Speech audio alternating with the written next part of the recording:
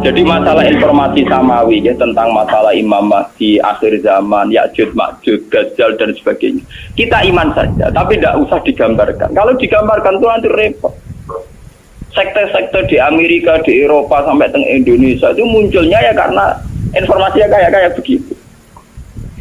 Syiah punya Imam Isna Asyariyah yang diakhiri dengan Imam Mahdi. Negoni mitos Jawa ono Ratu Adil. Jadi saya senang Presiden Lalang, orang muni Ratu Adil tapi Satria apa? Enggak versi pewayangan ya ngono. Semuanya itu punya versi. Nah kadang kita ini ikut dukung versi-versi sing gak jelas. Kelompok An-Nadir teng Sulawesi itu termasuk baik menurut saya. Sing milok rambut. Niku alasannya pas diwawancarai ketua ini sederhana karena Nabi bilang bahwa Islam itu akan jaya lewat timur. Sulawesi itu timur, jadi gak lewat Jakarta. Pak, gak lewat apa? Kalimat apa? Lalu semuanya informasi langit. Mereka dari Nabi sebenarnya agama Islam kuat malah neng timur diartikan Sulawesi Budi kelompok. Padahal pada timur tenan ya Jepang. Mereka negeri terbit matahari. Sulawesi timurnya arung tenanan. Ini timur Budi Jepang. Dan dawe Nabi maksudnya timur ora. Nah timur hakiki berarti kau Budi Jepang malah karu-karu. Khadijah ketika ngerti Nabi Muhammad itu orang yang luar biasa, ngongkon pembantu nih jenis Maisarah. Maisarah jenis lanang gitu, orang Arab Maisarah jenis apa? Lanang. Ketika melaku ternyata roh alamat nubuah. Gini ku tuzilluhul ghamama tuti'uhus sahaib. Fajriyu jabini lailiyut dawari. Ketika Maisarah perdagangan antara Syam, Palestina sampai Budi Mekah. Piye ini perjalanan Muhammad? Wajane niku aneh. Ngomong kepanasan dekne dikawal kalian apa mendung terus nak nunggu tenggene wit arah napa jenenge iyu-iyupane iku anut arahe sinten Muhammad. Terus dari Khadijah ora salah meneh calon nabi akhiramen yo iku. Mergo ciri utamane min waladi Ismail. Lah waladi Ismail Muhammad ganteng. Mulai dhisik ciri utama nabi rada ganteng. Jadi mau elek keriting pesa ya wong ra ngandel. Mergo saking umat ra iso gaya, paham ya? Kulo sering ditakoki, Gus apa pangeran diskriminatif? Ora diskriminatif. Daripada di nabi elek sing tersinggung umatnya jutaan. Nah di nabi ganteng ra gagah. Misalnya ke di nabi elek puasa keriting, ya iso wae wong elek dadi umum ya iso wae. Tapi nek dadi pemimpin tetep sakake dipimpin. Wong Indonesia tirang ganteng ya sah jadi presiden. Misalnya pertemuan KTT presiden dhewe ndak elek kruiting pecek wah. Darane pembantu. Mulai dhisik apa itu punya sunah gitu. Rata-rata pemimpin sebuah negara itu yang paling ganteng. Bukan karena Allah diskriminatif, tentu masyarakat lebih terhormat nek dipimpin wong ganteng timbang dipimpin wong napa? Wong napa? Elek. Paham ya? Jadi wong elek cukup jadi wong soleh mesti ora usah mim. Nyinggung wong akeh, paham ya? Nyinggung wong apa? Misalnya presiden Indonesia kruiting elek ndek puasa. Pintere ra karuan lah wong. Mbok pinter ngono urusan sekrup bae ora usah presiden. Iku sunat wong, gua anteng Nabi Muhammad. Akhirnya tambah endul yakin lah ikut Nabi akhir. Akhirnya dilamar oleh Khadijah. Ini ruang tenan ben sambung ya. Dilamar dari Khadijah kan nikah umur 20 tahun. Paham ya? Dienteni nganti 40 tahun, 15 tahun. Khadijah sempat mamang. Tak rewangi rabi, rapati dagang, jebule kok ranang dadi nabi. Sempat mamang Khadijah. Walhasil suatu saat, ini ben sampean ngerti. Pas Nabi umur 40 tahun dapat wahyu dari Gua Hira. Pertama yang diberitahu tentu Khadijah. Nabi mengira bahwa yang datang itu malakul mauti, malaikat Nawa. Nabi ndredeg wedi nganti runtusan. Keluar keringat Nawa di sampai ngendikan Khadijah zamiluni. Aku iki kemuli aku wedi. Tapi Khadijah malah suwono kok. Yaiku sing tak enten-enteni bojoku mulai dhisik nganti saiki. Ngenteni 15 tahun lagi roh buktine nak bojone calon nabi. Nah. Yaiku sing diarani malaikat kaya sing teko ning Nabi Musa. Mesti rujukane hadan namus alladzi ja'a bihi Musa. Karena yang paling tahu tentang nabinya Muhammad itu kaitane Musa atau Isa. Akhirnya isuke dijak sowan ning pamane jenenge Waraqah bin Naufal. Teng kitab-kitab Bukhari diterangno Waraqah bin Naufal itu penginjil, dia pembelajar Injil terbaik, penulis Injil terbaik. Yaitu menyalin Injil dari bahasa Ibrani ke bahasa Arab. Ketika Khadijah labor, Yabna Ami, ini suami saya ngalami begini-begini. Langsung Waraqah support. Ya wis wayahe nabi akhir zaman turun, yaiku kowe, Mas. Sayang aku wis tuwa, jarene Waraqah, sayang aku wis tuwa. Pas kowe diusir sampeyan aku wis tuwa. Nabi wong ngrasa ora onde masalah apa-apa. Awamu khrijiyahu. Masa njeng ben kula diusir. Karena Nabi tidak punya masalah dengan orang Mekah, dia dari bangsa kelompok terhormat, dari marga terjare Waraqah. Wong sing dimisi kaya kowe mesti diantara sejarah tahu diusir penduduknya sendiri. Melihat sejarah ini yang mempopulerkan kenabian Muhammad itu tokoh-tokoh Yahudi dan Nasrani. Karena hanya kitab suci yang cerita yang kayak begini, paham ya? Mulai ketika Nabi Muhammad jadi nabi, istilah untuk Yahudi Nasrani itu tidak pernah di Quran pakai ya ayyuhalladzina kafaru al-kafirun, tapi pakai istilah ya ahlal kitab. Makanya kalau di tafsir kalau ahli kitab artinya Yahudi Nasrani. Kalau ya ayyuhal kafirun artinya kafir Mekah. Ini ben sampean ngerti sejarah. Wah. Cerita kenabian Muhammad ini populer sekali di Madinah, tapi tidak populer di Mekah karena Mekah wong jahiliyah yang goblok, ora roh dur, paham ora roh napa? Sehingga orang-orang Madinah yaitu yang dulu namanya Yatsrib penasaran, sapa to sing calon nabi akhir zaman dari wis ono. Lah, ini termasuk yang nanti kaum Aus dan Khazraj akhirnya ketemu langsung mbek Kanjeng. Nah, kita Kanjeng Nabi. Ya Rasulullah, saya yakin kau Nabi betul, tapi coba bacakan apa yang diberikan Tuhan kepada engkau. Nabi mau coba beberapa surat. Ketika mau coba beberapa surat, rujukan mereka ya, ma asbaha hadza bima unzila ala Isa. Betapa miripnya tingkat akurasi bahasa, tingkat keindahan bahasa dengan apa yang diturunkan pada Isa dan Musa. Paham ya? Tetap merujuk ma asbaha hadza ala ma unzila ala Musa ala Isa Walhasil akhirnya orang-orang ini jadi iman.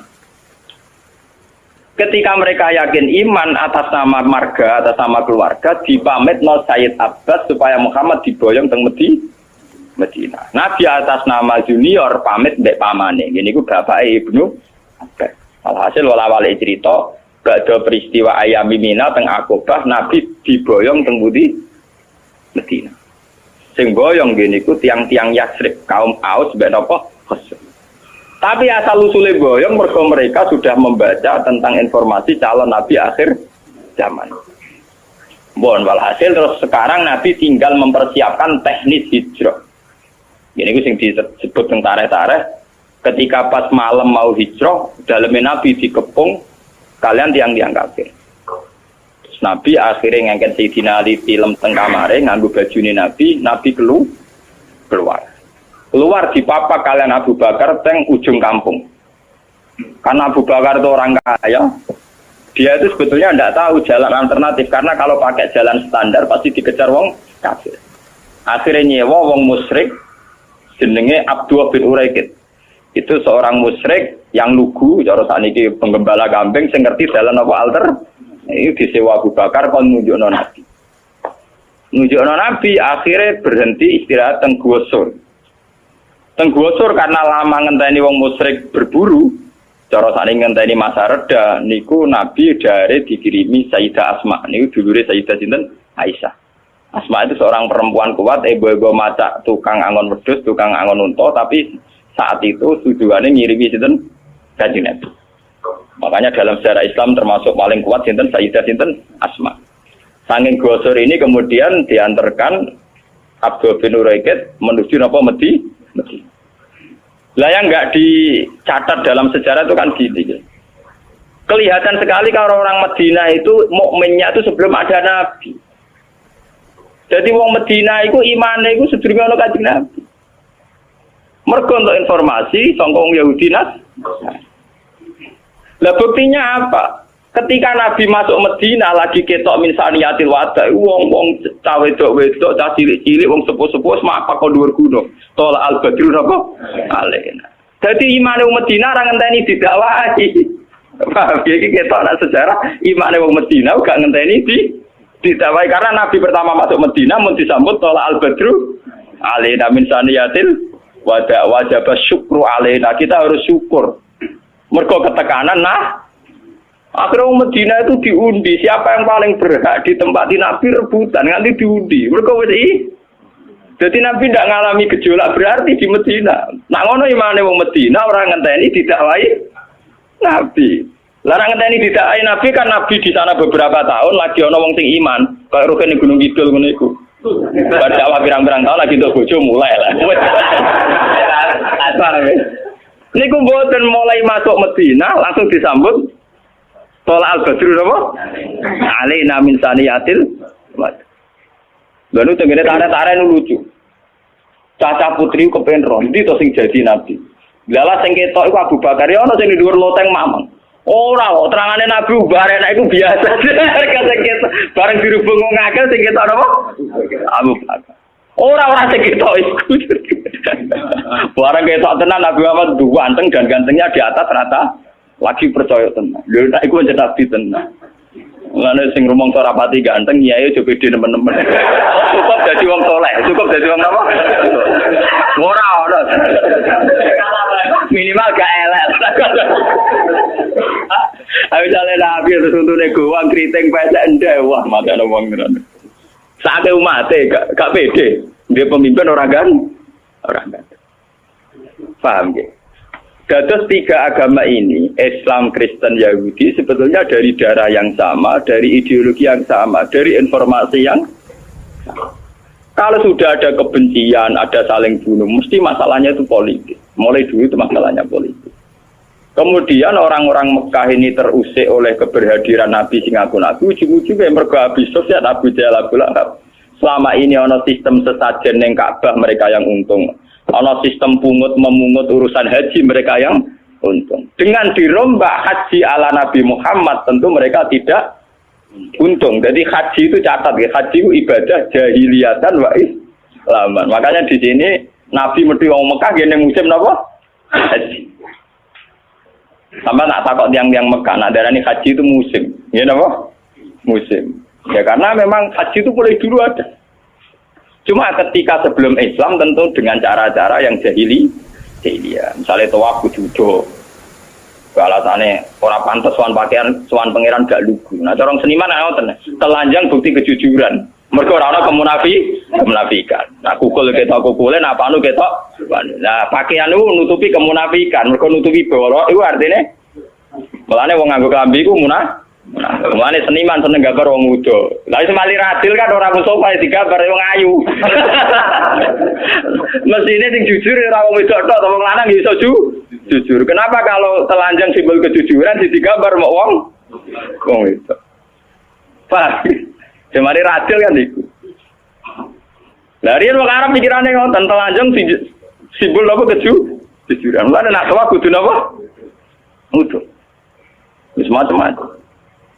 Sampai jenengan ngerti. Jadi sebetulnya masalah-masalah samawi itu rangkai-merangkai mulai informasi langit zaman Nabi Nuh ngantos sinten Nabi Muhammad.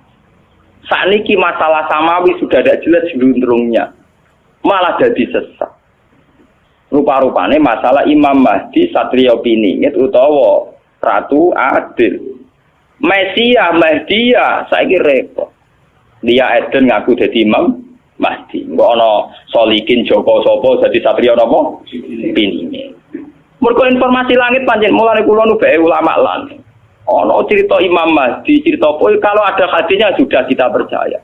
Tapi ora usah mbok diskusikan di depan ora tiap kiai pidato. Saiki donya ora adil, negara ora bener, ngenteni Imam Mahdi, ngenteni Ratu Adil. Nah, pendukung Demokrat ngenteni satriya Piningit Ratu ra Megawati loro. Jadi nak wong PDIP biasanya muni Ratu Adil, paham ya? Nak wong Demokrat munine Satrio Piningit, paham ya? Nak wong kiai-kiai muni Imam Mahdi. Mergo dene muni Karmen enggak pantas kiai, jadi milih jeneng Arab dan Imam. Tapi ini fenomena agama. Dulu di Amerika ada David Koresh yang ngaku jadi Imam Mahdi. Di Indonesia ada Lia Eden sampai kemarin terakhir di Cirebon itu siapa yang ditangkap dulu? Kurtubi sinten? Tantowi itu ada Solihin dulu Joko Piningit. Informasi langit tentang fenomena zaman akhir Kalau dari hadis-hadis gitu tanya ulama. Tapi ulama sing ora kelene. Nanti ulama kelene dijerok. Sesuatu yang tidak yang tidak ada penjelasan detail dari Nabi ya kita hanya iman saja. Kok informasi langit mulai di situ bahaya kalau tidak ada pelakunya dulu. Ono nabi akhir zaman ternyata muncul tenan orang sing jenenge Muhammad ganteng, pinter, wonge bersih. Ya sudah wong ngandel gampang. Sakniki mboten. Ngaku nabi wonge ora jelas ganteng. Ya ora. Sampeyan tak critani Musaddiq ngaku nabi mergo jenenge Musaddiq. Padahal ning Quran ya Musaddiq kalimat bene ade. Lho dene ngaku nabi yo ngenteni mirip-mirip cerita nabi, ngenteni bar ning gua putih Bogor, paham ya? Jadi cerita nubuah itu mesti diulang-ulang. Mulane nek ade bojo ndek anak jenenge Jawa, ya ora ngarakangku nabi. Mergo jenenge Mati iku jenenge Muhammad mirip jenengku dari Nabi Muhammad. Lia Eden ngaku nabi mergo ana mitos Aden itu swarga napa? Mulane jeneng Arab sunat itu wis entek saiki, paham? Wah, wis jeneng Jawa lah, sementing gak ngaku napa? Jadi panjenengan ngertos. Jadi masalah informasi samawi ya tentang masalah Imam Mahdi akhir zaman, Ya'juj Ma'juj, Dajjal dan sebagainya. Kita iman saja, tapi tidak usah digambarkan. Kalau digambarkan itu nanti repot. Sekte-sekte di Amerika, di Eropa sampai ke Indonesia itu munculnya ya karena informasinya kayak begitu. Syiah punya Imam Isna Asyariyah yang diakhiri dengan Imam Mahdi. Negone mitos Jawa ana Ratu Adil. Dari seneng presiden lalang orang muni Ratu Adil tapi satria apa? Ini. Engkau versi pewayangan yo ngono. Semuanya itu punya versi. Lah kadang kita ini ikut dukung versi-versi sing gak jelas. Kelompok An-Nadir teng Sulawesi itu termasuk baik menurut saya. Sing milok rambut. Niku alasannya pas diwawancarai ketua ini sederhana karena Nabi bilang bahwa Islam itu akan jaya lewat timur. Sulawesi itu timur, jadi gak lewat Jakarta. Gak lewat apa? Kalimat apa? Jakarta. Dan di sini Nabi dari rambutnya dipilok. Hanya dulu sahabat itu rambutnya dipilok. Dulu itu kan karena zaman perang. Sahabat yang rambutnya seputih, itu nak perang agak gagah. Dan dia tak gagah, kon milok abah. Ben seru. Paham ya? Nah, saiki kiai milok abah ke rocker. Dulu itu sahabat itu rambutnya dipilok apa? Abah. Malah nek kelompok An-Nadir, malah nek kula nak orang dari sesat teman-teman kula ya ora cocok. Cocok kula seneng mbek miloke lho. Paham. Lha itu semuanya informasi langit. Mergo jare Nabi sebenarnya agama Islam kuat malah ning timur. Timur diartekno Sulawesi Budi kelompok lebih. Padahal padha-padha timur tenan ya Jepang. Mergo negeri terbit matahari. Sulawesi timurnya arung tenanan. Iki timur Budi Jepang. Nah, Jawa Nabi maksudnya timur ora. Nak timur hakiki berarti kau putih. Bang malah ra karu-karu. Kayak begitu itu informasi langit. Cara ulama-ulama tasawuf dulu nakilu ilma dzalika ila Allah. Sudahlah kita tidak tahu persisnya. Pasrahna ning Allah Subhanahu wa taala. Karena kalau gitu kalau kita nebak pasti salah. Dulu ketika paham Syiah misalnya dulu. Sayyid Husain itu dibunuh pas 10 Muharram. Dan saat pembunuhan itu ya ada gerhana. Sayyid Ibrahim pas kabudut ya ada gerhana. Nehru ketika mati, Jawaharlal Nehru teng India ya pas ada Sungai Gangga meluap bonopo. Tiap kematiannya orang besar memang ditandai alam. Lah dulu itu orang terus jadi sekte. Jadi uang mati keren nak ditandai apa? Alam. Mati kok biasa-biasa wae ora seru. Mati seru pas gempa. Lah ya wali kabeh nang. Mergo matine ditandai apa? Alam. Tapi dulu memang begitu. Sampai ketika Sayyid Ibrahim kapundhut, putrane Nabi saking Sayyidah Maria Al-Qib. Niku pas gerhana sampai Nabi pidato. Makanya Nabi itu seorang ilmuwan, seorang pakar. Beliau seorang nabi tapi seorang ilmuwan. Kalau enggak orang sesat terus. Sampai Nabi pidato. Inna samsa wal qamara ayatani min ayatillah la yakhsifani li mauti ahadin wala yankisfani bi hayati. Matahari dan rembulan itu ayatnya Allah. Ora bakal gerhana karena kematian seseorang atau kelahiran seseorang. Akhirnya malah Nabi nerangno secara sistem falakiyah, sistem astronomi bahwa fenomena gerhana matahari dan bulan fenomena ilmiah tidak ada kaitannya li mauti ahadin wala li hayat. lihaya. Tapi ewa semono pangeran duwe sunnah. Nak ngomong gede mati paling gak tanggalannya gampang. Ya panjang ngono. Biasa pangeran di sunnah begitu. Kenapa Said Husain mati ini pas Suro? Hal yang mudah dikenang orang Islam. Di tanggal 10 Nova Muharram. Itu kan luar biasa. Sama dengan peristiwa-peristiwa besar dunia. Musa selamat ke Fir'aun di tanggal 10 Nova Muharram. Nabi Ibrahim dibakar Namrud di pas 10 Muharram. Semua peristiwa besar dunia 10 Muharram. Zodilala Said Husain dibantai di pas 10 Nova. Nah, akhirnya orang Jawa serati peristiwa gede, ngubah keris dengan tadi. Yang penting orang yang dikenang. Tapi sebetulnya ada sejarahnya. Secara silsilah ada apa? Jadi itulah kersane. Meskipun Nabi sepiyambak atas nama ilmiah ngendikan enggak ada kaitannya gitu. La yang kesifani limauti ahadin wala lihayat. Lane jimat haikal iku tulisane ora arian niku perkarane wali-wali riyen nak damel jimat. Niku ngenteni lintang pindah. Dina ra pindah-pindah mulai suwengi kakuati. Lah ban pindah ngalor ya sret ngalor, pindah ngidul ya sret. Lane bentuke haikal ora karuan. Kaya bentuke sing nulis. Sing nulis ya wong bingung, sing nganggo ya wong.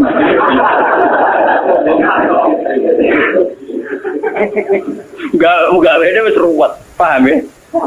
Kok ditulis dicetak api rapati mandi repot lho, ilmu kok ngenteni keliru nulise. Ben sampean ngerti. Jadi masalah-masalah samawi itu masalah yang harus dipecahkan lewat pelakunya.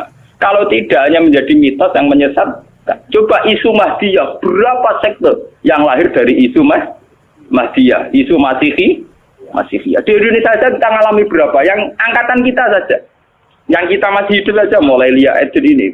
Belum angkatan bapak saya, mbah saya. Dulu di Arab itu dipimpin oleh dinasti Umayyah, dinasti Abbasiyah Fatimiyah. Terakhir kalah di dinasti Timur Leng. Padahal wong Afrika wireng bludeng mimpin Islam. Jenenge sinten Timur. Kuwi nganggo mitos samawi.